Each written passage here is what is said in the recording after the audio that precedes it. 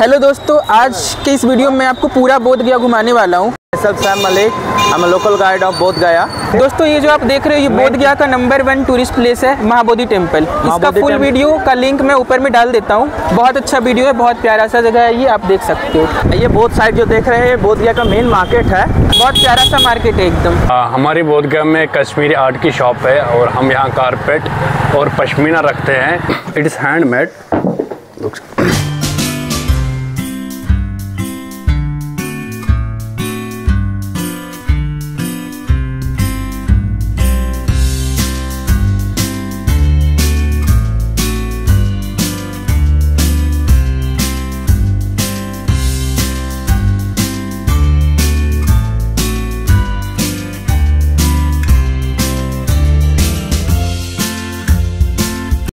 तो इसका जो प्राइस आपको पड़ेगा ये खाली आपको 95,000 रुपीज़ पड़ेगा। इसको ट्राइबल कहते हैं। ये देखिए,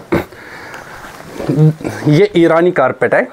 इसमें जो पर नॉट स्क्वायर इंच फीट है वो 1000 नॉट्स पर स्क्वायर इंच फीट। ये कारपेट बहुत ही बढ़िया कारपेट है और इसकी प्राइस जाती है 4.5 लाख की। इसको 3 बंदे बनाने में 1.5 साल देते हैं। जैसे कि हमने हैंग किया तो वाल पे भी लगा सकते हैं, अगर आप नीचे लगा सकते तो नीचे भी लगा सकते। 4500 और ये लोम से बनता है। This is 100% pashmina. ये 5000 का है। Now I am going to show you one of the best needle work in the world. 30,000 रुपये। ये पूरा हाथ का काम है। इसका प्राइस आपको पड़ेगा सर 55,000 रुपये। It's like super fine and the feel is super premium. Ji ji. Okay. This is made by 1000 of wooden needles.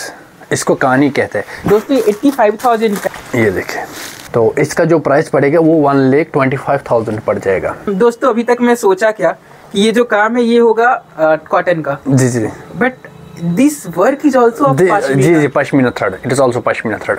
और पतला होने के साथ साथ बहुत नाजुक है, ऐसे हल्का सा घींचा। जी जी। इतना पतला होके, इतना सॉफ्ट होके, मतलब जो इस पे काम करना है इजी नहीं, वो सख्त है, क्योंकि कभी कभार नीडल उधर इधर भी जा सकती है तो छेद भी लग सकता है। इसको बनाने में एक बंदे ने काम किया होगा 1 साल का, दिन में 2, 4, 5 घंटे काम करके। नहीं, मशीन वॉश नहीं, हैंड वॉश। इसको पानी में डालना है, पानी में आप थोड़ा सा सर्फ और डालिए और निकाल दीजिए। इसको मतलब चीरना नहीं है, बाहर निकालिए और टांग दीजिए किस पे टांगना है। Sir, I'm literally very happy कि you educated us about pashmina, कितना नाजुक है, कितना मेहनत लगता है। और I'm really glad कि आप बोध गया में ये बेच रहे हो। You people are increasing बोध गया प्रीमियमनेस। Thank you. साल में ये 10 महीने हम खोलते हैं। जून एंड जुलाई में हम मैक्सिमम इसको बांधे रखते हैं, क्योंकि यहाँ का जो तापमान है वो हाई हो जाता है तो हम उसको झेल नहीं पाते। We can't bear the high temperature. और ये हमारे पास जिवल कारपेट है और इसमें कुछ रेल जेमस्टोन्स लगे हुए हैं। दिस आर द आर्टिफिशियल्स, और ये जो real, this are the real gemstones. ये सब कुछ हैंडमेड है। अभी हम लोग जा रहे हैं सुजाता विलेज। ये निरंजना नदी है। ये 1973 में सर्वे के अंडर आया, आर्कियोलॉजिकल सर्वे ऑफ इंडिया के अंदर, और इसकी खुदाई की गई। और फिर इसका अगेन खुदाई जो हुआ ना 2005 में हुआ। ओके। तो 73 से 2005 तक फिर ये दोबारा जो मिट्टी वगैरह घर से निकलता है ना, जो बोलते हैं कचरा, जिसको हम लोग देसी भाषा में गनौरा भी बोलते हैं, तो वो इधर पे फेंक देते थे। तो ये जो टीला पूरा है ना, टीला पूरा मिट्टी से मिट्टी का एक गढ़ बन चुका था। तो इस पर हम लोग आते थे। वो वृक्ष देख रहे हैं, वो पीपल का पेड़ है, तो उस पर हम लोग डोल पत्ता खेला करते थे बचपन में, और इस यहाँ से स्लाइड करते थे। तो फिर हम लोग इतने बड़े बड़े ईंटें देखते थे, हम लोग को कुछ पता नहीं था। फिर इसकी 2005 में एक्सकवेशन की गई, फिर इसको पूरा संरक्षण किया गया, बाउंड्री वॉल की गई है। और ये जो देख रहे हैं सुजाता नाम की स्त्री का ये कुटी हुआ करता था, ये वही स्त्री है जिसने महात्मा बुद्ध को खीर खाने को दिया था। तो बैनियन ट्री के जब नीचे वो बैठे हुए थे तो वहाँ पे उन्होंने वो खीर महात्मा बुद्ध को ऑफ़र कर दी। उनको लगा कि ये स्वयं वट सावित्री प्रकट हुए हैं, कोई देवता है, तो उन्होंने वो खीर दे दिया महात्मा बुद्ध को खाने के लिए। तो महात्मा बुद्ध ने वो खीर खाई। तो खीर खाने के बाद उनके साथ जो उनके कुछ सहपाठी थे, जिसमें महाकश्यप, नदी कश्यप, कश्यप ब्रदर थे, फिर आनंदा, मोगलान, ये सब थे। तो ये सब उनसे खफा हो जाते हैं। फिर वो छोड़ के महात्मा बुद्ध के साथ छोड़ देते हैं, क्योंकि महात्मा बुद्ध ने एक कसम खाई थी अपने दोस्तों के साथ मिलके कि जब तक मेरी ज्ञान की प्राप्ति नहीं होती तो मैं अन्न का एक दाना तक नहीं लूँगा। उनको छोड़ के वो चले गए सारनाथ। सारनाथ में वो जगह है धमेक स्तूप, तो वहाँ पे एक डियर पार्क, हिरणों का पार्क हुआ करता था। तो उसी जगह पे वो लोग पहुँच गए। अब महात्मा बुद्ध इसी जंगलों में, उरुवेला जंगल का नाम था उरुवेला। ये पूरा जो जगह है ना, इसका पुराना नाम ही उरुवेला है। ओके। बाद में बोध गया का नाम पड़ा है, यहाँ पे बुद्ध के नाम से बोध गया पड़ा है। एक मिनट कि यहाँ पे जब खीर खाई थी, खीर खाने के बाद वो इसी रास्ते चले गए थे, ठीक है। तो बीच में नदी पड़ी, जो अभी नदी आपने देखा निरंजना रिवर। निरंजना रिवर का जो वाटर फ्लो है आपका दक्षिण से उत्तर की ओर है। अगर कुछ भी चीज़ अगर उसमें हम डालते हैं तो फ्लोटिंग तो वैसे ही करना चाहिए वाटर फ्लो के हिसाब से। तो जिस बॉल में, जिस बर्तन में महात्मा बुद्ध ने वो खीर खाई थी, उस बॉल को ये कहते हुए उन्होंने पानी में छोड़ दिया कि अब मुझे कुछ नहीं समझ में आ रहा, अब आप ही मुझे रास्ता दिखाइए। ऐसे बॉल है ना, आप ही मुझे रास्ता दिखाइए। अब वो पानी में डाल देते हैं, पूर्व से सीधा पश्चिम की ओर फ्लोट किया। वाटर फ्लो के अपोजिट। ओके। तो उन्होंने वो बॉल को ही फॉलो करते करते करते करते वो मेन टेम्पल जो अभी बना है महाबोधि टेम्पल, उस जगह में, वहाँ पे जंगल था, उरुवेला जंगल, वहाँ पे जंगल में पहुँच जाते हैं। उसी किनारे वो रुकती है बॉल, फिर वहीं पे वो बैठ जाते हैं बोधि वृक्ष के नीचे। घर छोड़ा था तो उनकी उम्र 29 वर्ष थी। तो वो सबसे पहले राजगीर आए थे। अब एक सवाल उठता है सबके ध्यान में, वो नेपाल से चले थे लुम्बिनी से, तो राजगीर ही क्यों पहुँचे? सबसे बड़ा क्वेश्चन मार्क है। चाहते तो उधर भी जा सकते थे, भूटान या उधर चाइना की तरफ जा सकते थे कि नहीं, लेकिन वो पहुँचे राजगीर। रीज़न ये है कि उनका जो पहला गुरु था वो था अलार कलाम। वो गुरु की तलाश में निकले थे। तो ये रत्नागिरी पहाड़ी है, जो राजगीर का पहाड़ रेंज है ना, वो रत्नागिरी पहाड़ी है। तो उन दिनों जो अलार कलाम का जो निवास स्थान था इन्हीं जंगलों में कहीं पे था। तो उसी की खोज में वो राजगीर पहले पहुँचे थे। तो वहाँ के राजा बिंबिसार को पता चल गया कि राजा सुद्धोधना का पुत्र आ रहा है, क्योंकि वो राजा और सम्राट अशोक, बिंबिसार और उनके पिताजी अच्छे मित्र थे, दोनों पड़ोसी राजा थे। तो उन्होंने उनका भव्य स्वागत किया अपने राज्य में महात्मा बुद्ध का, और उनको अपने राजमहल में निमंत्रण दिया कि आइए हमारे पास। तो कुछ दिन वहाँ पे उन्होंने बिताए। फिर कुछ दिन के बाद वो वहाँ से चलने लगे, लेकिन बिंबिसार कहते हैं आप कहीं मत जाएं, आप यहीं पे अपना निवास बना लें और जिस चीज़ की आवश्यकता हो मैं आपको प्रदान करूँगा। लेकिन महात्मा बुद्ध कहते हैं कि मेरे पास धन दौलत किसी चीज़ की कमी नहीं है, लेकिन मुझे ये सब नहीं चाहिए, सब सारे मोह माया है, मुझे शांति चाहिए, मुझे ज्ञान की तलाश है। तो वो ये कहते हुए फिर वो वहाँ से निकल जाते हैं, डुंगेश्वरी आते हैं। डुंगेश्वरी केव में वो लगभग 6 वर्ष बिताते हैं। 6 वर्ष के बाद भी उनको कुछ भी हासिल नहीं होता। उनका शरीर भी मतलब सूख चुका होता है, उनके पूरे पसलियाँ वगैरह नज़र आने लगती है, स्केलेटन कवर, क्योंकि वो सिर्फ जीने के लिए वो थोड़ा थोड़ा खाना खाते थे। जैसे चावल खा रहे हैं या कुछ भी खा रहे हो, जंगल में तो चावल रोटी मिलेगी नहीं, जो भी फल फ्रूट बैर वगैरह बेल वगैरह हुआ करते तो वो खाते थे। तो छोटे थोड़ा थोड़ा वो खाते थे। अब किसी से जाना पहचाना वही 4-5 मित्र थे जो। तो उसके बाद उन्होंने एक रात सपना देखा अपनी माता जी, जिनका नाम था महामाया देवी। तो सपने में आती है, उन्होंने उनको बोलती है मध्यम मार्ग के बारे में। मध्यम मार्ग हम उसे कहते हैं कि किसी चीज़ को एक्साइटली नहीं पढ़ना चाहिए, क्योंकि वो पूरा दिनचर्या का काम छोड़ के एकदम एक्साइटली वो मेडिटेशन पे पड़े हुए थे। उनकी माताजी कहते हैं किसी भी वीणा की तार को इतना भी टाइट नहीं करो कि वो तार टूट जाए, और इतना भी लूज मत छोड़ो कि संगीत ही बाहर न आए, अन्यथा आप बीच का रास्ता निकाले। फिर महात्मा बुद्ध डिसाइड करते हैं कि ये जगह भी मैं छोड़ूंगा। तो वहाँ छोड़ने के बाद फिर उसी के रेंज में वो सीधे फिर इस जहाँ खीर खाई थी वहाँ पे वो कुछ दिन रुके थे। तो वहाँ पे सुजाता नाम की लेडी ने खीर खिलाई। उसके बाद फिर यहाँ पे एक ग्रास टेम्पल है, अभी जाऊँगा उस साइड तो दिखाते हुए आ जाऊँगा। एक ग्रास टेम्पल है, तो ग्रास टेम्पल में वो रुकते हैं क्योंकि एक किसान मिलता है, उसे पैडी ग्रास देते हैं, जो नेवारी होता है ना, नेवारी देते हैं उनको बैठने के लिए कि आप जहाँ पे जाएं आसन, ये घास बिछा कर वो बैठ जाएं आप वहाँ पे। फिर उसके बाद वो नदी क्रॉस करके फाइनली वहाँ पे जाते हैं, उनकी ज्ञान की प्राप्ति होती है। ज्ञान प्राप्ति के बाद वो जाते हैं सारनाथ। तो वहाँ पर उन्होंने पहला उपदेश दिया बुद्ध सम्मेलन का, धर्म चक्र परिवर्तन। तो उन्होंने इतने दिन में क्या क्या उनके साथ घटनाएं घटे वो अपने मित्रों को बताते हैं, और यही चीज़ बुद्ध में मुझे क्या मिला, अच्छाई क्या बुराई मिली, वो लोगों को बताते हैं। उसके बाद फिर वो वहाँ से चलते हैं तो फिर वो राजगीर आते हैं, जैसा कि उन्होंने बिंबिसार से वादा किया था कि मैं जब भी मैं अपने काम में कामयाब हो जाऊँ मैं आपसे अवश्य एक बार आके मिलूँगा। तो दोबारा जाते हैं तो वही वेणुवन उनको, आज जो वेणुवन तो बहुत विस्तार हो गया है, उस समय छोटी सी तलैया हुआ करती थी और बैम्बू गार्डन हुआ करता था, जो बांस होता है ना उसकी गार्डन थी। दोस्तों मैंने वेणुवन पे पूरा कंप्लीट वीडियो बनाया है, मैं उसका लिंक ऊपर डिस्क्रिप्शन में दे देता हूँ, आप उस पर फुल वीडियो देख सकते हो। और जिस तालाब की बात सर कर रहे हैं उस तालाब का नाम करंदक पॉन्ड है। मेरे वीडियो में आप 2 पार्ट में पूरे वेणुवन को देख सकते हो। कंटिन्यू करते हैं। तो वही वेणुवन उनको देते हैं उनको डोनेशन में, क्योंकि वो राजमहल में रहना नहीं चाहते थे, तो वो सुख शांति वो भरे वो खुले आसमान में रहना चाहते थे। तो वही वेणुवन में जाते हैं तो वहीं पे वो स्नान, जो तलैया देखे ना वहीं पर स्नान करते तो वहीं पे मेडिटेशन किया करते थे, वहीं पर लोगों को प्रवचन भी दिया करते थे। एक छोटी सी प्लेटफॉर्म बनाई हुई है जहाँ पे भगवान बुद्ध की तलैया का अपोजिट एक स्टैचू बनाई हुई अभी प्रेजेंट डेट में, तो वहीं पे वो बैठते थे, वहीं पे वो प्रवचन वगैरह दिया करते थे। तो उसी वक्त से वो जो पहला गिफ्टेड है ना गार्डन वो वेणुवन है, और दूसरा गिफ्टेड है जेतवन श्रावस्ती में। वल्चर पीक दूसरा प्रवचन उन्होंने वहाँ पे दिया था, वल्चर पीक पे। पहला प्रवचन सारनाथ, दूसरा प्रवचन जब वो राजगीर आए थे ना, वेणुवन में रहते, वेणुवन से ही वल्चर पीक को आते थे पैदल। So I see Bodh Gaya as a place that Buddhists from all around the world come and gather, and we see different, I say, rituals and different varieties of Buddhists, like how each and every country, different people from different countries, how they worship Buddha and how they observe. अब हम चलेंगे Shweta temple, जिसे हम मतंग्यापी temple भी कहते हैं।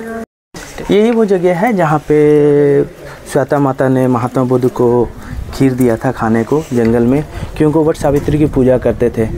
क्योंकि वो खीर ही क्यों लेके आए, इसका सबसे बड़ा क्वेश्चन ये है, क्योंकि ये बोलते हैं ना इनको संतान की प्राप्ति नहीं हुई थी, ठीक है, तो इन्होंने वट सावित्री से एक वचन, मतलब क्या बोलते हैं, उनका व्रत रखी थी कि मैं अगर कंसीव कर पाऊँ अपने बच्चे को तो मैं आपको खीर दूंगा।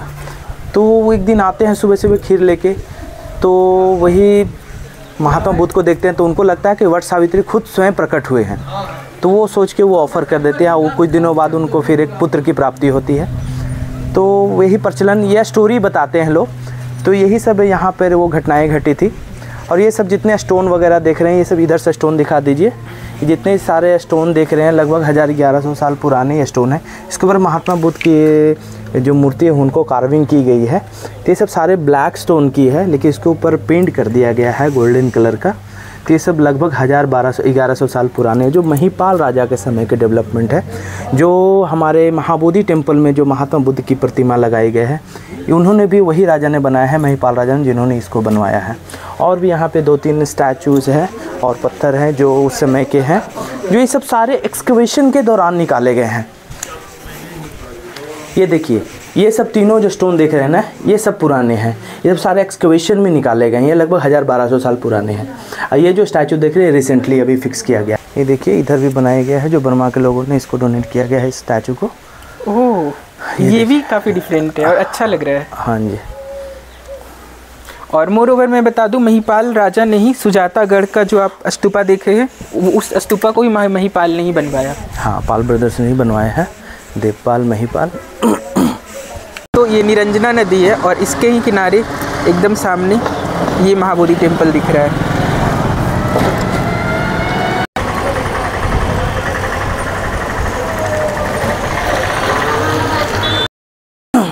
तो जब महात्मा बुद्ध वहाँ से खीर खाने के बाद जब चले थे इधर की ओर, तो रास्ते में एक किसान मिला था।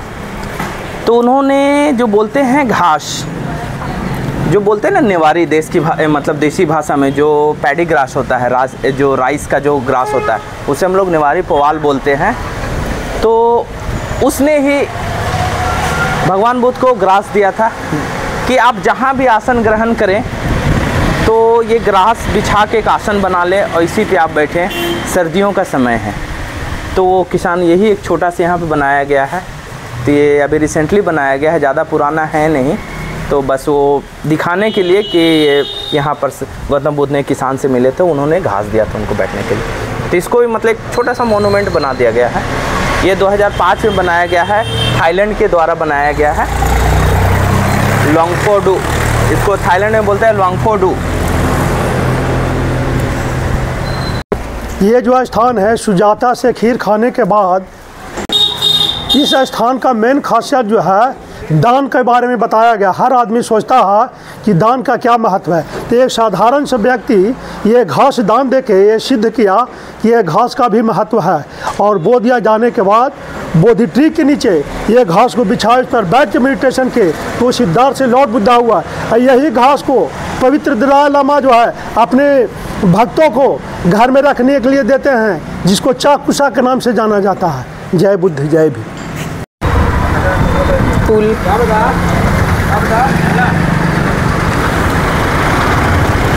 हाँ, ये जो पुल क्रॉस किया ना निरंजना रिवर का पुल, यहाँ से मुश्किल 50 मीटर या 100 मीटर से कम ही है। यहाँ पर से देखिए वो रास्ता निकल रहा है ना, ये रास्ता सीधा जाएंगे ना तो आगे कुछ दूर है पक्का रास्ता, अभी अंडर रेनोवेशन चल रहा है, कुछ दिनों में वो रास्ता भी बन जाएगा। तो वहाँ से आगे जाके एक नदी में डायरेक्ट कच्चिया रास्ता है जो नदी क्रॉस करके सीधा डुंगेश्वरी की ओर बढ़ती है। तो ये रास्ता भी डुंगेश्वरी की ओर जाती है, ये रास्ता। हाँ। और इसी रास्ते के आगे मोहानी नदी मिलेगी। और इधर आपने निरंजना नदी देखा, मोहाली नदी और निरंजना नदी दोनों मिलकर फल्गु रिवर बनती है, आगे फल्गु रिवर बन जाएगी। दोस्तों मैंने डुंगेश्वरी या प्राग बोधि केव्स पे भी वीडियो बना दिया है, वही जगह जहाँ पर गौतम बुद्धा ने 6 साल तक बिना कुछ खाए पिए तपस्या किया था और वो कंकाल बुद्धा बन गए थे। वो वीडियो आप मेरे ऊपर देख सकते हो, मैं डिस्क्रिप्शन में डाल दूँगा। दोस्तों मैं आपको बता दूं, महाबोधि टेम्पल जो है वो सुबह 5 बजे से रात के 9 बजे तक खुली रहती है। आप इस दरमियान साल में कभी भी आ सकते हैं, सेम शेड्यूल रहेगा। और बाकी के जितने भी मोनेस्ट्रीज हम दिखाने वाले आपको वीडियो में, उसकी टाइमिंग है समर के दिनों में सुबह 6 बजे से लेके दोपहर 12 बजे तक, उसके बाद दोपहर 2 बजे से लेके शाम 6 बजे तक। और विंटर्स में सेम टाइमिंग है लेकिन शाम को 5 बजे बंद हो जाएगी। और 12 से 2 हमेशा बंद रहती है। तो अगर आप कभी घूमने आते हैं तो 12 से 2 का जो टाइम है वो मेन टेम्पल में स्पेंड कर सकते हैं, क्योंकि उस समय मोनास्ट्रीज बंद रहती है, लंच ब्रेक रहता है उनका। एक अच्छा फिल्टर कॉफ़ी तो चाहिए जी, ताकि मूड एकदम फ्रेश हो जाए। तो कॉफ़ी के साथ साथ आप खाने के लिए और क्या क्या बेचते हैं? मैं बेचता हूँ pizza, burger, sandwich, mojito, pizza स्टी, और आपका फ्रेंच फ्राई हो गया, और नूडल्स हो गया, स्पेगेटी हो गया, पेने हो गया। इतना सारा चीज़? जी जी, दैट्स ग्रेट। मेरे को तो पूरा मेनू ही देखना पड़ेगा अब तो। जी, बाकी केक्स हो गया, पेस्ट्री हो गया। क्या ये प्योर वेज रेस्टोरेंट है या फिर नॉन वेज भी? जी प्योर वेज है, बट हम लोग एग यूज़ करते हैं ब्रेकफास्ट में, जो ऑमलेट मांगते हैं बस उसी में। And I'm going to show you the best part about this cafe, and it is the lower seating area.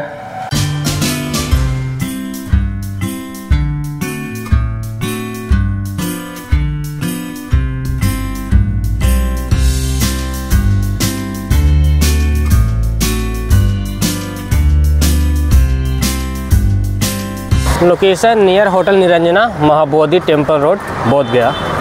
दोस्तों अब वीडियो के इस पड़ाव पे मैं आपको बोध गया की सारी मोनेस्ट्रीज, मंदिर या बौद्ध मठ बैक टू बैक दिखाऊंगा सारा। तो अभी ये चाइना मंदिर से शुरुआत ये अभी नॉर्मल शूट के लिए चाइना मोनास्ट्री है जो 90s के आसपास बनाई गई है।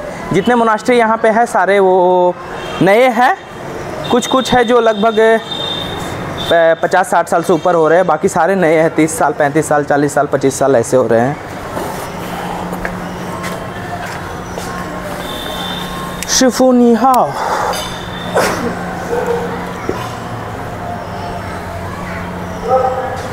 ये देखिए त्रिबुद्धा है, पास्ट फ्यूचर प्रेजेंट।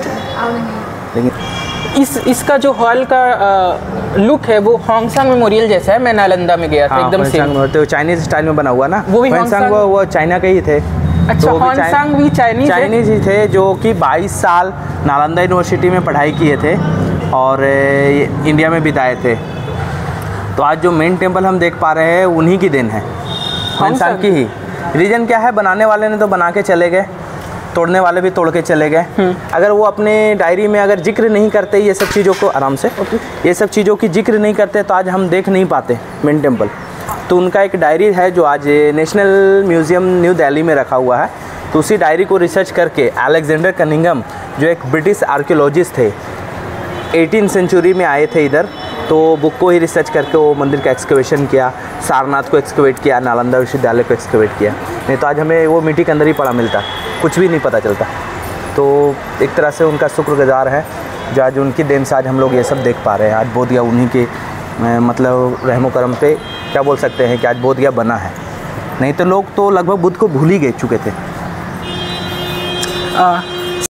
हॉल नुमा इनका स्ट्रक्चर होता है, ये कमरे का शेप में नहीं बनाते हैं, ये एक हॉल नुमा बनता है। चाइनीज़ हो गया और तिब्बतियन हो गया, ये दोनों का आर्किटेक्चर सेम है। दोनों जो है वो ड्रैगन को फॉलो करते हैं। तो ड्रैगन जैसे और भी कुछ धर्मों में दीमन के नाम से जाना जाता है, लेकिन इनके लिए होली एनिमल है चाइनीज़ लोगों के लिए। जो ड्रैगन है, वहाँ ड्रैगन फेस्टिवल भी मनाया जाता है चाइना में ड्रैगन के नाम पे। तो इनके हॉल का जो स्ट्रक्चर इतना ऊंचा इसलिए होता है? हाँ, इसीलिए होता है, हॉल नुमा बनाया जाता है, ये रूम नुमा बनता नहीं है। चाहे इनके में नॉर्मल कच्चे घर भी देख लो चाइना में जब भी, तो उसकी जो सीलिंग की हाइट है वो ज़्यादा बढ़ती है। ऐसा मानना है लोगों का कि छोटे घर बना के में समृद्धि नहीं आती है, तो बड़ा घर होना चाहिए, ऐसा उनका चाइनीज लोग का थॉट है।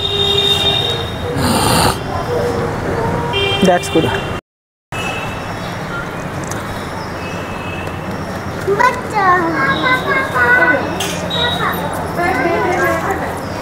जैसे कि हम लोग पहली बार आए घूमने के लिए, तो यहाँ बोधगया में काफ़ी मंदिर है, तो सारा लगभग सारा अच्छा लगा मंदिर, वहाँ यहाँ का सारा अच्छा मंदिर है।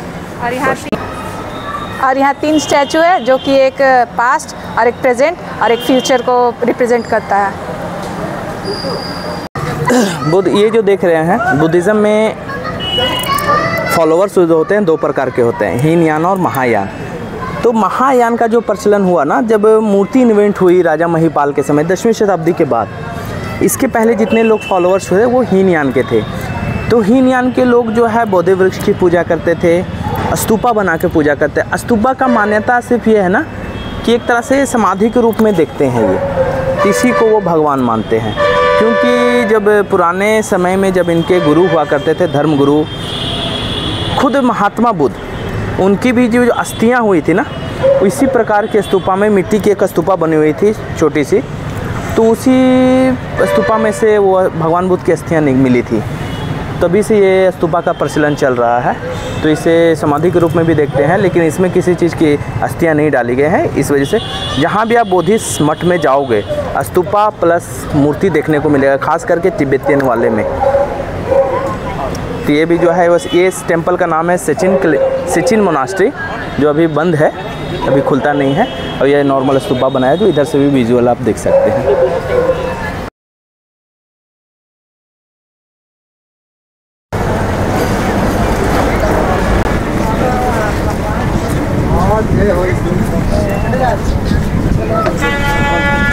ऐसे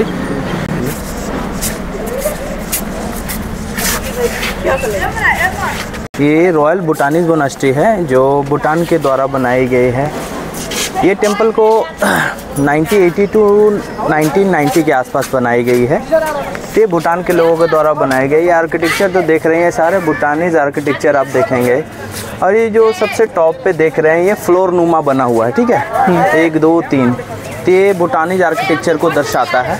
और ये सामने 2 हिरन देख रहे हैं ना, और बीच ये हिरन की जो जोड़ी है, और बीच में एक चक्र बना हुआ है, वो है आपका धर्म चक्र। इसी चीज़ से अशोक चक्र बना है, जो हमारे तिरंगे झंडे में भी लगाया गया है। और ये जो देख रहे हैं, ये एक पेयर है, जो हिरन है ना, एक पेयर है, हस्बैंड एंड वाइफ। तो अकॉर्डिंग टू बुद्धिज़्म ये सुख समृद्धि का एक संकेत है। जो सुखी गृहस्थ जो बोलते हैं ना, एक पति पत्नी सुखी गृहस्थ जीते, तो उसलिए इस हिरन को हर बौद्धिस्ट स्थान पे आप देखोगे। और फिर एक चीज़ आप पीछे भी देख लीजिए, ये आपका स्तूपा, जो मैं पहले ही बताया था कि आपके तिब्बतियन हो, भूटानीज हो, ये सब में स्तूपा भी रहते ही रहते हैं। तो ये स्तूपा है, तो ये भी हीनयान से रिलेट रखता है। तो इसके अंदर बहुत सारे चीज़ें भरी गई है, बाकी ये पूरा सॉलिड है। ये बीच में जो देख रहे हैं ना, वो छोटा वाला जो शेप है, उसमें कुछ पैसे वगैरह डाल के वो पूरा कवर करते हैं। कौन वाला? वो जहाँ पे एक मूर्ति, वो जो खोखला तरह बना हुआ है ना, हालांकि पूरा सॉलिड है जिसके अंदर मूर्ति है। हाँ मूर्ति है ना, तो वो थोड़ा सा खोखला रहता है, ज़्यादा नहीं। उसके अंदर कुछ वो बोलते हैं ना दक्षिणा डाल के, मतलब एक ऐसा संकेत माना जाता है, कुछ पैसे डाल के फिर उसे कवर किया जाता है। माइट भी इन फ्यूचर कभी भी ये तोड़ा जाएगा तो इसमें से पैसे अवश्य निकलेंगे, क्योंकि हम अपने लाइफ में एक स्तूपा बनते हुए देखे। मेरे घर के पास एक टेम्पल है, वो भी पब्लिकली नहीं है, खुवा बुंचुम बिहार टेम्पल है। उसमें मैंने जब बहुत बच्चे थे तब देखे थे, बहुत सारे विदेशी पैसे डाल के वो पूरा स्तूपा को तैयार किया गया था, और पूरा ऊपर का संकेत है वो घड़ा लगा लगा कर पूरा फ्लोर नुमा बनाया गया था। अब हम अंदर चलेंगे। अंदर आपको बहुत सारी तस्वीरें बनी हुई जो हैंड पेंटिंग है, वो मैं एक एक करके सारे तस्वीरें एक्सप्लेन करूँगा। ये देखिए सारा आर्किटेक्चर बनाया गया है, ठीक है। ये सारे हैंड आर्किटेक्चर है, ये हैंड डिज़ाइन है। ये सब सारे बोधि ट्री को दर्शाया गया है, और ये बहुत सारे हैं। ये देखिए ये भी बुद्धा जी का है, लेकिन ये सारे जो है, हाँ ये सब सारे जो है, सारे जितना भी आप आर्किटेक्चर देखिए, भूटानीज़ आर्किटेक्चर, जो भूटानीज़ आर्किटेक्चर थे, आर्टिस्ट थे, उन्होंने ये बनवाया है। तो सारे अलग अलग है, यहाँ पे दिए हुए हैं। ये महात्मा बुद्ध की प्रतिमा है। इनके साइड में दो और प्रतिमा, ये हाँ ये भी गौतम बुद्ध की ही है, और इनका सिग्निफिकेंस ये भूटानीज़ आर्किटेक्चर में बना हुआ है। अंदर मत जाइए। ये भी बुद्धा ही है। तीन स्टैचू की। हाँ ये सारे महात्मा बुद्ध की तस्वीर है, स्टैचू है। ये भी लेकिन आर्किटेक्चर अलग डिफरेंट है। तो इसको थोड़ा चाइनीज़ और तिब्बतियन आर्किटेक्चर में बनाया गया है, वो नॉर्मली जो चलता है उसमें चलाया गया है। और साइड का भी वही है, बुद्ध की है सारे।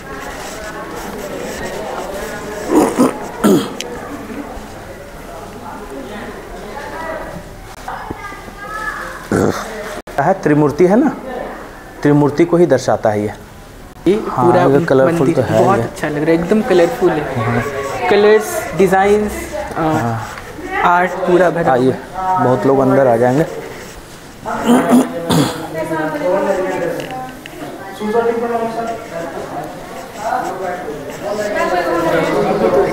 चला जाइए।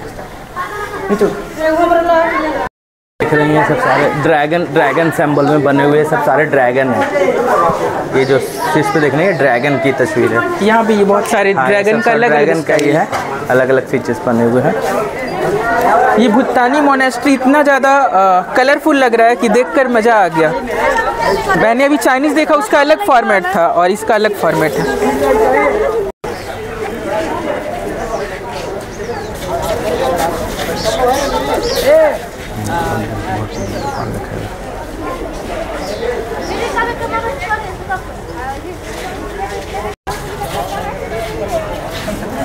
ये फ्लैग का क्या इम्पोर्टेंस है सर इसका? ये बुद्धिस्ट फ्लैग है। सो ये जो देख रहे हैं ना अलग अलग, ये 5 कलर जो देख रहे हो ना, ब्लू है, वाइट है, रेड है, ऑरेंज है, ग्रीन है, ये पंचशील बताते हैं, पंचशील फ्लैग। इसके ऊपर जितना ये देख रहे हैं ये मंत्रोच्चारण, तो ये पंचशील मंत्र है जो तिब्बतियन भाषा में लिखे गए हैं। पर ये भूटानी मोनास्ट्री, ये भूटानी मोनास्ट्री पर तिब्बतियन में क्यों लिखा है? तिब्बत तो भूटानीज जो है ना, भूटान भी जो है तिब्बतियन को फॉलो करते हैं ना। दलाई लामा जो है वो तिब्बतियन है, वो इनके धर्म गुरु जो है दलाई लामा जी। तो ये सब भाषा जो है तिब्बतियन भाषा में लिखा हुआ है, सिर्फ भाषा है तिब्बतियन। वो भी पंचशील फ्लैग देख रहे हो, वो भी तिब्बतियन भाषा में लिखा हुआ है। बताते हैं महात्मा बुद्ध जब एक सप्ताह, चौथा सप्ताह रतन घर के पास जब ध्यान कर रहे थे ना, तो उनके शरीर से 5 प्रकार की तरंगे निकली थी, वही 5 कलर जो आपके वो फ्लैग में दिख रहे हैं। रतन घर मतलब मेन टेम्पल, जब महाबोधि टेम्पल जाते हैं ना, उस टेम्पल में वो अलग अलग एक एक जगह सप्ताह अलग से ध्यान किए थे, ये तो पता ही होगा। हाँ ये तो एक चौथा सप्ताह है जिसको रतन घर कहते हैं। हाँ जब वहाँ पे वो ध्यान कर रहे थे ना, तो उनके शरीर से 5 प्रकार की तरंगे निकली थी जो इंद्रधनुष में कलर होती है ना, तो उनके पीठ की साइड से निकली थी, तो वही 5 कलर वो है, वाइट है, ब्लू है, येलो है, ऑरेंज है, रेड है। तो इसे पंचशील फ्लैग कहते हैं, और उसके ऊपर वो मंत्रोच्चारण किया गया।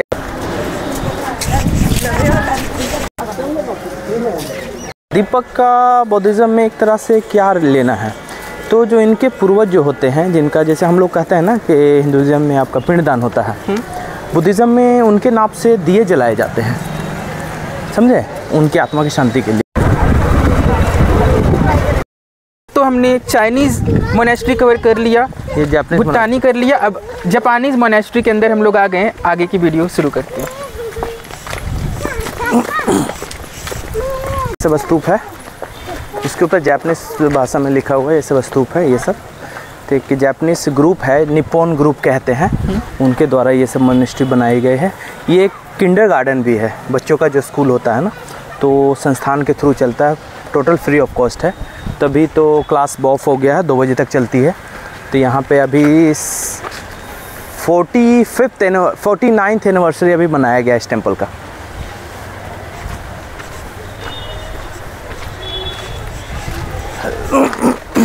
ये घंटा देखिए, ये 12 मन का घंटा है, जो दोपहर 12 बजे 12 टाइम बजता है, और सुबह 5 बजे 5 टाइम, और शाम के 5 बजे 5 टाइम।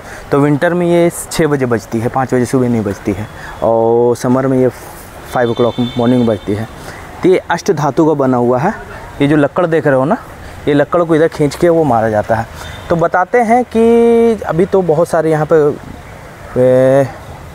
घर द्वार बन गए हैं, पहले खाली हुआ करता था 90s के दौर में, जब हम लोग बच्चे थे तो घर से ही नज़र आता था ये सब। तो कहता है इसकी जो अभी हम लोग सुजाता मंदिर देख के आ रहे हैं ना, उधर नदी पर जहाँ खीर खाई थी, उसके आगे तक डूंगरसी तक आवाज़ जाती थी इसकी, 12 कोस, क्योंकि उस समय वो नहीं था ना, पॉपुलेशन नहीं थी यहाँ पे, सारा वो एरिया खाली हुआ करता था। ये स्ट्रक्चर और चाइना का स्ट्रक्चर लगभग सिमिलर है, वो ये भी अंदर से बड़ा हॉल दिखेगा जैसा चाइना वालों में दिखा था। बस अंतर ये है कि उसका हॉल फ्लैट था, लेकिन इसका हॉल फ्लैट नहीं है। इसका ये फ्लोर फ्लैट नहीं है, लेकिन इसके ऊपर वो काम किया गया, वो पूरा फ्लैट ही नज़र आएगा। अंदर चल के देखेंगे। नमो तस् भगवतो अरहतो सम्मा सम्बुद्धस्स। नमो तस् भगवतो अरहतो सम्मा सम्बुद्धस्स। नमो तस् भगवतो अरहतो सम्मा सम्बुद्धस्स। बुद्धं शरणं गच्छामि, धम्मं शरणं गच्छामि, संघं शरणं गच्छामि, द्वितीयंति बुद्धं शरणं गच्छामि, द्वितीयंति धम्मं शरणं गच्छामि, द्वितीयंति संघं शरणं गच्छामि, तृतीयंति बुद्धं शरणं गच्छामि, तृतीयंति धम्मं शरणं गच्छामि, तृतीयंति संघं शरणं गच्छामि। पानातिपाता वेरमणि सिक्खापदं समादयामि। अदिन्नदाना वेरमणि सिक्खापदं समादयामि। कामेष्मिच्छाचारा वेरमणि सिक्खापदं समादयामि। मूसावादा वेरमणि सिक्खापदं समादयामि। सूरा मेरे मज्जपमादठाना वेरमणि सिक्खापदं समादयामि। साधु साधु साधु। नमो बुद्धाय, नमो बुद्धाय, नमो संघाय। साधु साधु साधु। पानाची पाता वेरमणी म्हणजे मी प्राणीमात्राची हत्या करणार नाही। अदिन्नदाना वेरमणी म्हणजे मी खोटं बोलणार नाही।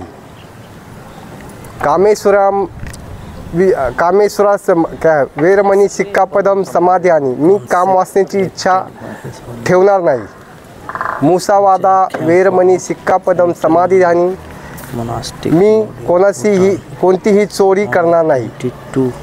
सूरा मेरे मज्ज प्रमाद ठाणा वेरमणी सिक्खापदम समाधियानी मी कुठलेही वाईट व्यसन करणार नाही, धूम्रपान करणार नाही, याची मी या ठिकाणी ग्वाही देतो। जय भीम। जय भीम।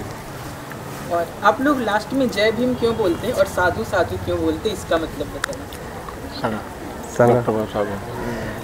जय भीम का बोलने का तात्पर्य यह है कि बाबा साहब ने जो अपने हमारे लिए जो इतना बढ़िया कार्य किया है, उनको हम सलाम करते जय भीम बोल के, उनका नाम का गजर करते। इसलिए हम कभी भी लास्ट में कोई भी प्रोग्राम रहेगा तो पहला जय भीम बोलते और शुरू में भी जय भीम बोलते और साधु साधु बोलेगा तो अपन भगवान को नमन करने के बाद उसको उन्हें क्या शरण जाते साधु साधु बोल के वो आशीर्वाद लेते हैं साधु साधु बोल के वो।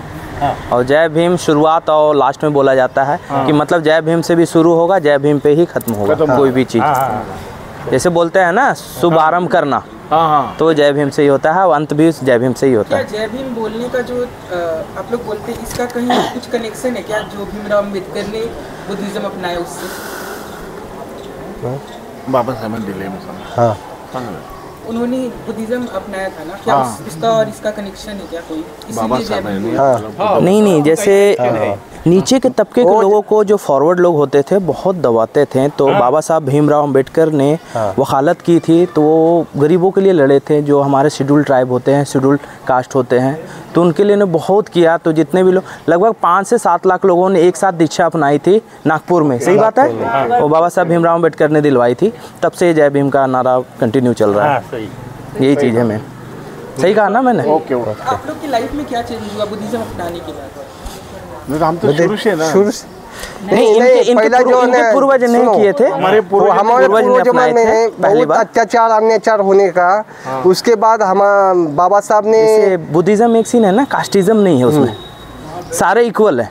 इक्वल है, कास्टिज्म सिर्फ आपके हिंदू धर्म में है, वैश्य है, क्षत्रिय है, ब्राह्मण है, और दूसरे धर्म में क्या है ना कि जो भी पढ़ लिया वो पंडित हो जाएगा। लेकिन हिंदुइज्म में सीन एक ये है कि जो ब्राह्मण कुल में जन्म लिया से वही पंडितगिरी कर सकता है। इवन आप शूद्र हो के भी अगर रामायण गीता का पाठ करोगे तो आपको कोई वैल्यू नहीं देगा। लेकिन बुद्धिज्म में ऐसा कुछ नहीं है, जो पढ़ लिया वो प्रख्यात हो गया, विख्यात हो गया, ये चीज़ मेन है।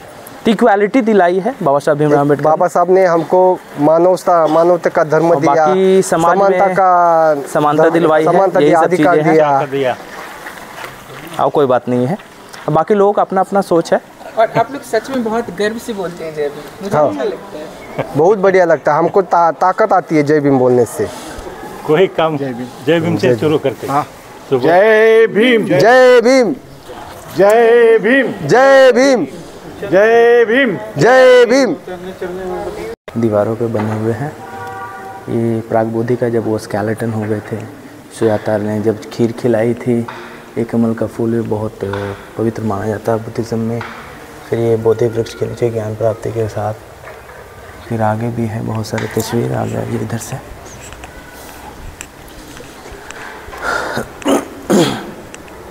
इधर भी बनाया गया है, फिर इधर भी है उनकी माता जी जब सपना देखती है जब गौतम बुद्ध का जन्म होता है।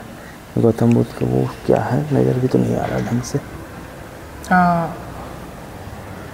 नॉर्मल गौतम बुद्ध की है। फिर और ये सामने दीवारों पे जो आप देख रहे हो ये तस्वीर, पहली बार जब महात्मा बुद्ध ने प्रवचन दिया था सारनाथ में, लगभग 60 से 61 हज़ार लोगों के बीच, तो उसी चीज़ को दर्शाए हैं। बीच में महात्मा बुद्ध की प्रतिमा है और साइड में लोगों को बता दिया गया है, तो वही तस्वीर है। और ये सब देखिए ड्रैगन है, फ्लावर्स है, हंस है, ऊपर कुछ फ्लावर्स बने, कुछ ग्रास बने हुए, अशोक चक्र बना हुआ है, सब अलग अलग आर्किटेक्चर। ये सारे हैंडमेड प्योर पेंट है जो हाथ से ब्रश से बनाए गए हैं।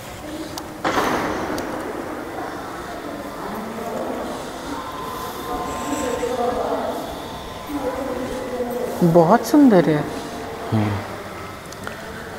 ये टेम्पल का जो स्ट्रक्चर है उसके हिसाब से इसको गुंबदनुमा होना चाहिए, तो ऊपर क्या है, इसके ऊपर तो क्या वही इस टाइप का है, इस टाइप का, लेकिन इसको ये पूरा फॉल सीलिंग बना के लकड़ का ऊपर पेंट कर दिया गया है।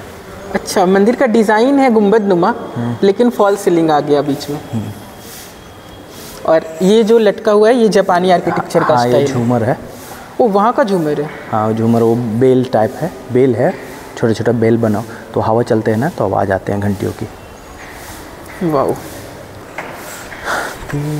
और ये देखिए पूरा बुद्धिज़्म का जैपनीज़ में पाठ किया गया है, मंत्रोच्चारण। ये देखिए पूरा ये चारों तरफ लकड़ी के ऊपर वो मंत्र लिखा हुआ है। चाइनीज़ और जापानीज़ सिमिलर है, तो ये जापानीज़ में लिखा हुआ है। चाइनीज़ भी मैं पढ़ सकता हूँ, लेकिन ये चाइनीज़ में कुछ और होगा, जापानीज़ में ताचुंग प्याओ, ये चाइनीज़ है, लेकिन जापानीज़ में क्या बोलेगा मुझे नहीं पता। तो ये पूरा मंत्रोच्चारण किया गया है। त्रिपिटक बुक होता है ना इनका, तो अपने अपने लैंग्वेज में ट्रांसलेट करके त्रिपिटक बुक का ही सारा मंत्रोच्चारण है। ये सब जनरली म्यूजियम में देखते हैं, आज के ज़माने में कोई ऐसा यूज करेगा, बहुत अच्छा। ये सब सारे जो है ना लक्कड़ का बना हुआ है, ये भी लक्कड़ का बना हुआ है। फेमस टूरिस्ट प्लेस इन बोध गया हम लोग आ चुके हैं। 80 फीट स्टैचू बनाया गया है 1986 से 1989 में ये मतलब ओपन हो गया था। 1986 से ये बना है। इसका उद्घाटन जो है 14वें दलाई लामा जी ने अपने हाथों से किया है। His holiness 14th Dalai Lama. और क्योंकि मैं ये देख रहा हूँ तो मैं आपसे पूछना चाहूँगा, हिसुआ के पास भी ऐसा कुछ बन रहा है, क्या आप उसके बारे में जानते हैं? वो थाई मंदिर है, ठीक है। सेम स्टैचू ये सेम स्टैचू नहीं है, लेकिन इससे थोड़ा हाइट में बड़ी है। वो थाईलैंड की संस्थान है एक, तो एक तरह से बोल सकते हैं जो बोध गया से राजगीर की ओर जाते हैं ना, तो एक तरह से वो मध्यांतर के रूप में देखा जाएगा, इंटरवल कि मतलब हाफ रास्ता कवर करके आप वहाँ पे थोड़ा रेस्ट ले लो। वो भी टूरिस्ट अट्रैक्शन बन गया है और थाईलैंड के लोगों के द्वारा वो बनाया जा रहा है। ये जो सैंड स्टोन देख रहे हैं ना, ये यूपी में एक जगह है चुनार। चुनार में एक विंध्याचल रेंज पहाड़ है, वहाँ से ये पत्थर लाई गई है।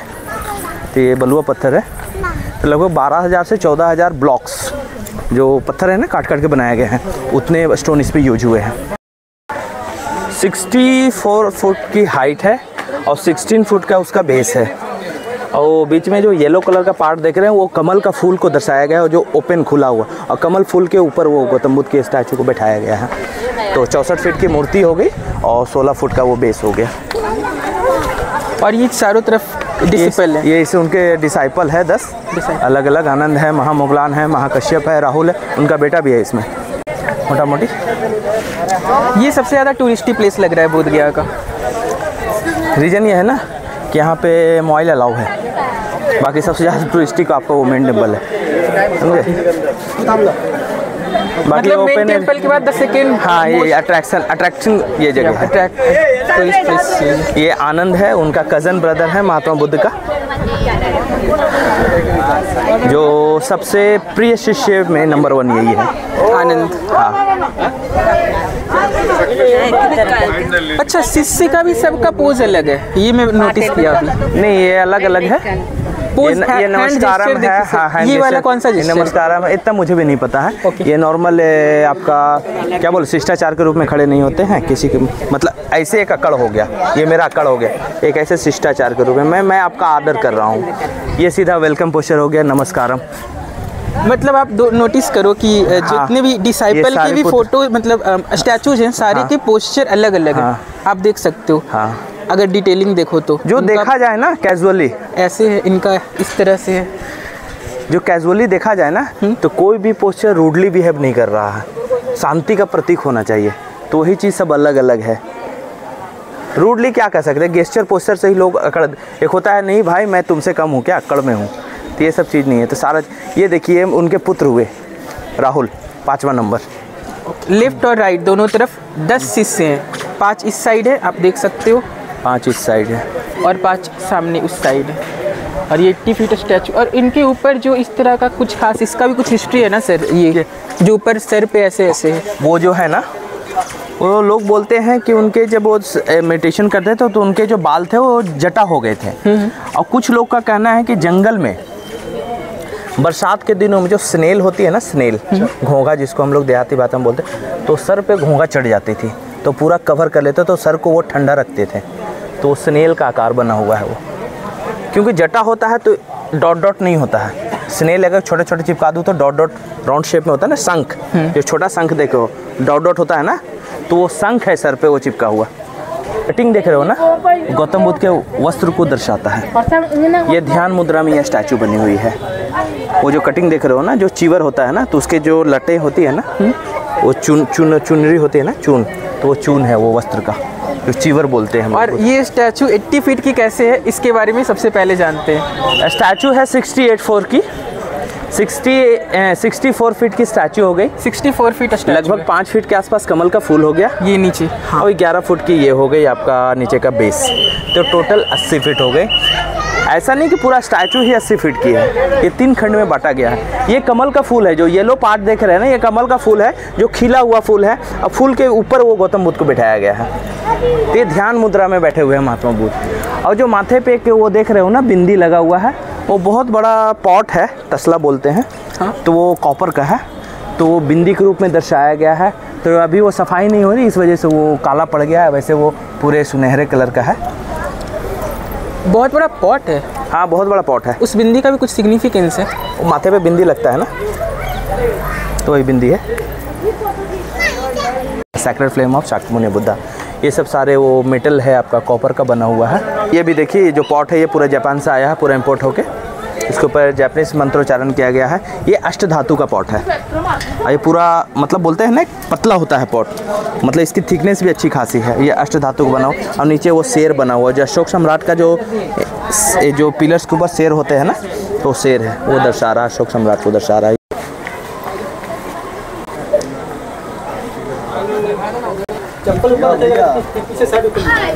पहली जापानी मोनेस्ट्री हमने देखा, दूसरी 80 फीट स्टैचू है, और this one is the third.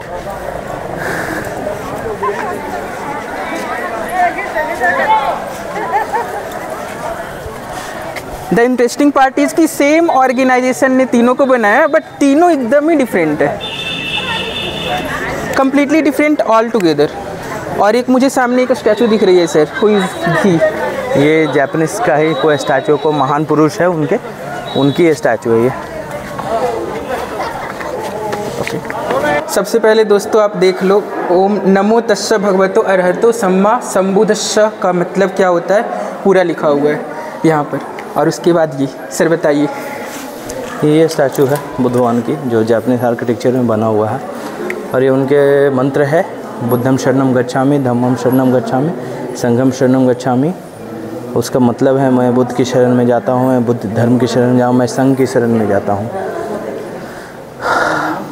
और इसकी हाइट काफ़ी नॉर्मल है। ये नॉर्मल, ये बेसिकली मोनेस्ट्री है ही नहीं, बेसिकली मोनेस्ट्री है ही नहीं। ये नॉर्मली ये अपने खुद मेडिटेशन के लिए पार्ट बनाया गया है, बाद में पब्लिकली खोला गया है। मेन मोनेस्ट्री आपका वो हो गया जापानीज मोनेस्ट्री 80 फीट, और वो भी जो गई ना वो स्कूल है, बाद में सारे वो पब्लिकली खोला गया है, इसलिए वो दोनों का स्टैचू एकदम नॉर्मल लग रहा होगा आपको। बाकी वो है पब्लिक अट्रैक्शन, बाकी इधर कुछ नहीं। आप देखो इधर कुछ डिज़ाइन, कुछ पोस्टर, कुछ पेंटिंग नहीं किया गया है, एकदम प्लेन है। दस प्लेन है, बता तो रहा हूँ। दोस्तों मेरे पीछे इतने सारे साउथ इंडिया के भी टूरिस्ट आए हुए हैं, आप देख सकते हो। सभी जगह से आए हम लोग, साउथ से।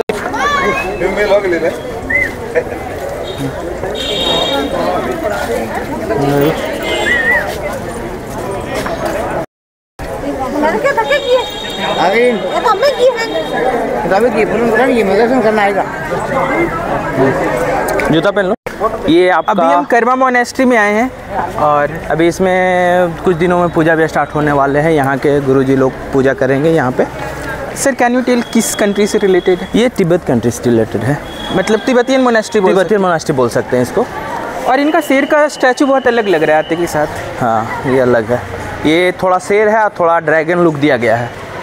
ओह, क्योंकि चाइना में ड्रैगन को शुभ मानते हैं, just because of that thing. और वीडियो के इस पड़ाव पे मैं आपको दिखाने जा रहा हूँ Tibetan monastery in Bodhgaya. Drum ही है ना, ये कुछ और है? हाँ, ये ड्रम है, वो पूजा करते हैं ना, तो बजाते हैं इसको नॉर्मली, एक बार स्लो बजाते हैं। ये ड्रम है पूजा करने के लिए, अभी पूजा है ना, इस वजह से इसको ब्लॉक किया गया, नहीं तो पब्लिक अंदर तक जाती थी। ठीक है, और दीवारों पे भी थोड़ी पेंटिंग बनी हुई है, तो वही बुद्ध से जीवन से रिलेटेड है, अलग अलग है, लेकिन पूरा नज़र नहीं आ रहा। थोड़ा इधर आइए, इधर देख के निकले थे ना। इसके बाद में उनको क्यूरियोसिटी जगी थी कि आखिर दुनिया में चल क्या रहा है, मुझसे क्यों सारी चीज़ें छुपाई जा रही हैं। तो उन्होंने एक मृत व्यक्ति देखा था, एक बूढ़ा व्यक्ति देखा था, एक रोता हुआ व्यक्ति देखा था, एक बीमार देखा था, तो उसी को वो तस्वीर वो दिखाया जा रहा है। तो इसमें भी पेंटिंग वगैरह बनी हुई थी, लेकिन अभी अंदर नहीं जा रहे हैं तो नहीं देख पाएंगे। फिर इधर ये भी पर्दा वगैरह से ढक दिया गया है, ये पूरा पर्दा अब लगा दिया गया है ग्रीन, और ये सब बत्ती वगैरह सजाई जा रही है ना, कि अभी यहाँ इनके गुरुजी आने वाले हैं। ये आज 12 हो गया ना, 14 तारीख से इनकी पूजा होने वाली है, 7 दिनों की। कर्मा पूजा बोलते हैं उसको। बाकी ये नॉर्मल है। आप कर्मा पूजा के बारे में कुछ जानते हैं? नहीं। देख रहे तुम? अच्छा।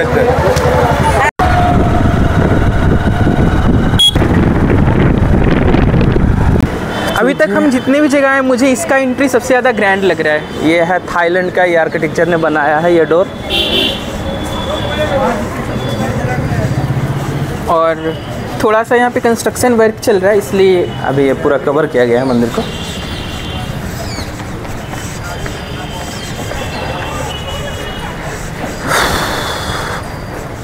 कुछ नहीं इधर अभी ये हट जाएगा ना। तो स्तंभ है, उस समय का नहीं है, अभी रिसेंटली बनाया गया, हिस्टोरिकल नहीं है। ये जो अंदर का जो स्टैचू देखेंगे ना, वो थाईलैंड आर्किटेक्चर में बना हुआ है, सारे मेटालिक है और बीच में झूमर लगा हुआ है। जूते यहीं खोल लीजिए। दीवाने ओ माय गॉड, एकदम डिफरेंट है। डिफरेंट है।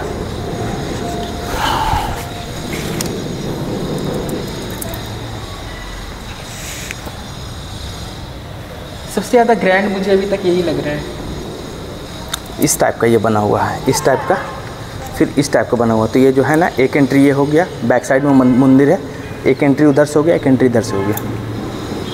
तो अभी कवर किया गया है। पहले तो हम लोग बचपन में यहीं पे बैठ के पाठ किया करते थे। पहले स्टूडेंट बच्चे लोग को मंत्रोच्चारण कराया जाता था। आगे नॉर्मली अभी ये भी भूमि स्पर्शीय ज्ञान मुद्रा में स्टैचू बनी हुई है। एक हाथ ज़मीन की ओर इशारा कर रहा है, एक हाथ आपका इस तरह का, और कमल के फूल पे बैठा हुआ है महात्मा बुद्ध। लोटस फ्लावर का वैसे पंखुड़ी खिले हुई है ना। हाँ नीचे। हाँ वही चीज़ मैं कह रहा हूँ। ये सब बारीकी कोई नहीं बताता है।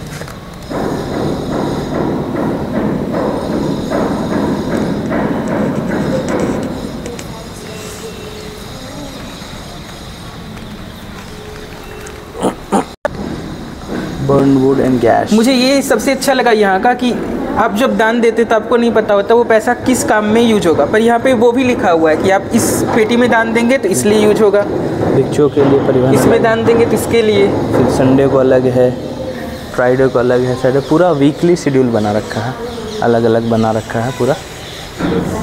द बेस्ट पार्ट कि आप कहाँ दान दे रहे हो, you will get to know about that also कि where will your money go. था बोध गया मंदिर फाउंडेशन, ये जो अभी रेनोवेशन चल रहा है उसके लिए दे सकते हैं। गरीबों के अंतिम संस्कार का खर्च, मतलब यहाँ जिसके पास नहीं भी पैसे जुटते हैं ना, कि अब अंतिम संस्कार के पैसे भी नहीं बचे, तो किसी न किसी के तरफ से कुछ ना कुछ दान दक्षिणा सरकार तो देती है ना। जो हमारा म्यूनसिपल कॉरपोरेशन है, जो गवर्नमेंट की तरफ से कंपलसेशन बनता है वो, बाकी कुछ मोनास्ट्री की तरफ से भी मदद मिल जाती है।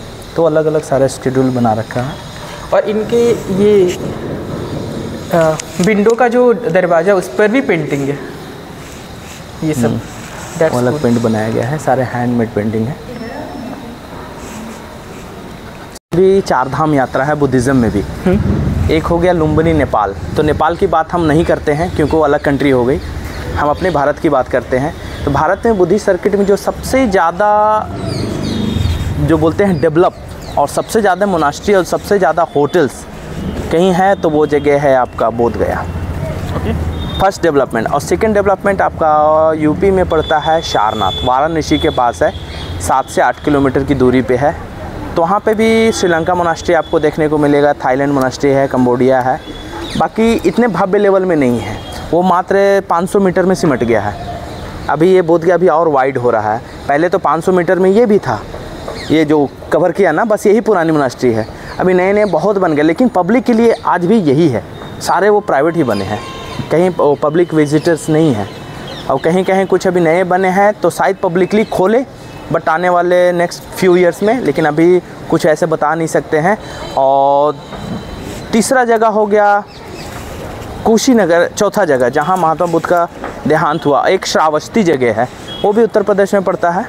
तो श्रावस्ती जहाँ पर उनकी मुलाकात उंगली माल डाकू से हुई थी।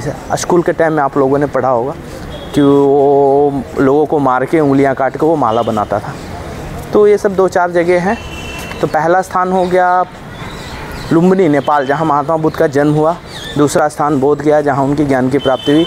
तीसरा स्थान सारनाथ, जहाँ उनका पहला प्रवचन दिया गया। चौथा स्थान कुशीनगर, गोरखपुर डिस्ट्रिक्ट के पास देवरिया में पड़ता है, जहाँ उनका देहांत हुआ। तो ये 4 पवित्र स्थल है बुद्धिज़्म में। खुला है जो बड़े बड़े हमारे राजनीतिक मीटिंग और लोगों का जो बुद्धिस्ट काउंसलिंग वगैरह भी जो होता है वो इसमें भी वो बुक करके कराया जा सकता है। ये 2 हॉल है, कैपेसिटी है 2500 लोगों का और 600 लोगों का अलग अलग कैपेसिटी वाला है। तो बड़ा हॉल ये है ऑडिटोरियम, इसके पीछे छोटा हॉल है। और हमारे राजगीर में भी ऐसा ही हॉल है, 1500 लोगों की कैपेसिटी और 300 लोगों की कैपेसिटी, कन्वेंशन हॉल राजगीर। उस पर मेरी वीडियो ऑलरेडी बनी हुई है। ये बोधगया सांस्कृतिक केंद्र है। जब मैं समझ तो राज अतिथि गृह होता है ना, तो 5 स्टार होटल के लेवल पे वो बन रहा है और कोई 5 स्टार होटल के चेन को ही देगा। दोस्तों मेरे पीछे आप बोधगया का रिफ्यूजी मार्केट देख सकते हैं। ये बस पीक सीजन में ही खुलता है, बस 4 महीना, नवंबर, दिसंबर, जनवरी और फरवरी। तो अंदर से मैं आपको एक स्निक पिक देता हूँ कि कैसा लगता है।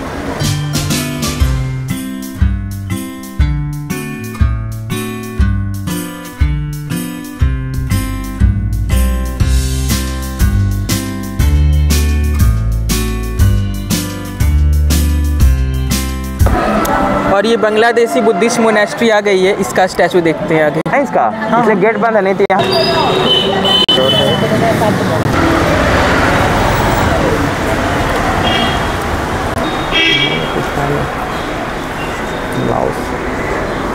टाइम बहुत ऊपर हो रहा भाई, हाफ डे से ऊपर हो रहा है।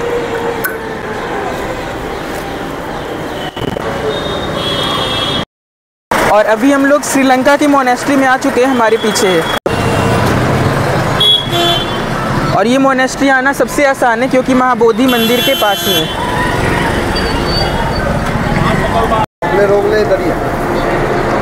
गौरी आनंद घासियो, घना घासियो, घना घासियो, सक मुने।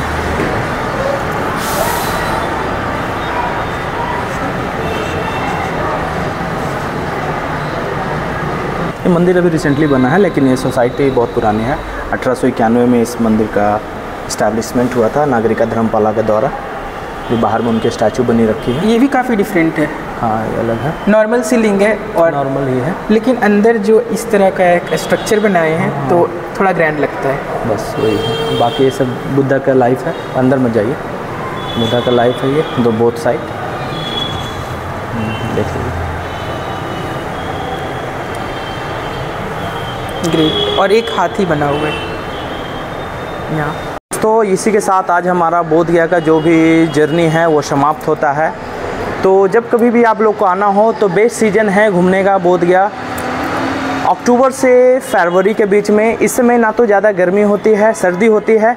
इस समय आने का आपका एक फ़ायदा ये है कि बहुत से जगह के लोगों से आपकी इंटरेक्शन हो सकती है। जो पूरे विश्व में ये इंटरनेशनल प्लेस है जो बोधगया है, जो बहुत छोटा सा कस्बा है, जो एक बिहार के छोटे से जगह को बोधगया के नाम से जानते हैं। ये इंटरनेशनल प्लेस है। तो बेस जो पार्ट है इस मंदिर का, इस जगह का, कि ये जो प्लेस है ये बुद्धिज़्म के ओरिजिन है। बुद्धिज़्म की जो बोलते हैं, बुद्धिज़्म जहाँ से निकला है वो इसी जगह से निकला है।